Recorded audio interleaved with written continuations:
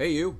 Are you struggling with alcohol or are you afraid of withdrawals? Maybe someone you know is still drinking and they continue drinking because they're afraid of what might happen if they stop. My name's Cody. I'm the creator of Beyond Sober and the Unlabeled Recovery Program. First thing I want you to know is most people are not going to have severe withdrawal symptoms. The people that experience severe withdrawal symptoms that need medical support are the ones that are physically addicted to alcohol. So if you drink a lot but want to cut back, let me show you how to do this. You don't just want to quit cold turkey. You want to start training your mind and body to physically and neurologically expect less alcohol over time. I know you may be sick and I know you're probably done with it, and if you have a problem, you still drink even though you don't enjoy it anymore. For safety reasons, let's start drinking one less. If you drink 10 a day, now you're going to practice drinking 9 for a little while. Once you get good at drinking 9, you're going to start practicing drinking 8, and so on. That's going to program your body to expect less poison. While you're doing that, I want you to start integrating more water. Less poison, more water. Adding more electrolytes to your body is going to flush out the poison and the additional toxins.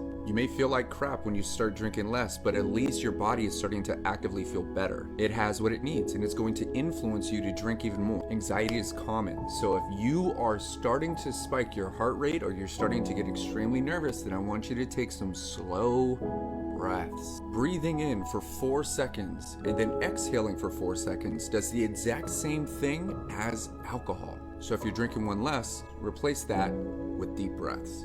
I want to point out that as you bring your breath in, your heart rate's going to increase. This is a good thing. As you exhale, your heart rate's going to slow down. Your mind and body has been configured to think about alcohol often. So put a movie on, set the scene, keep it super chill, grab a puzzle or even a board game. You don't want to say no to alcohol. You want to say yes to something that's getting your attention. If you could grab your water, go for a walk, or just have a conversation outside, I can't even tell you how powerful that is. While you're focusing on your hydration, in between drinks, feel free to grab something like trail mix. Keep that metabolism running with something that's actually good for you. Remember, this is a process, and we want to make sure our body is aware that it's going to be an ongoing circumstance.